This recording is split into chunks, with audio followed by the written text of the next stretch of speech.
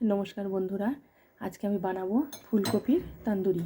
তো ফুলকপিগুলোকে আমি কেটে নিয়েছি, ধুয়ে নিয়েছি, জল গরম করতে বসিয়ে দিয়েছি।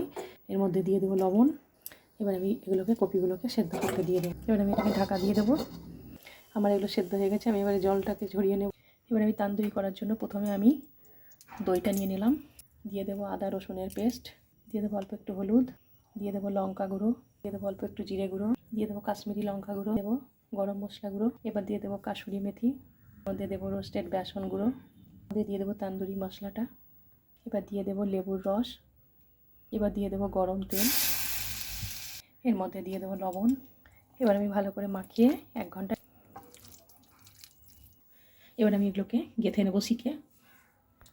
এবার আমি একটু বাটার দিয়ে দেবো এর মধ্যে। এবার আমি এটাকে বসিয়ে দেবো এইভাবে। আমার এগুলো হয়ে গেছে, আমি এবার একটু বাটার লাগিয়ে দিলাম।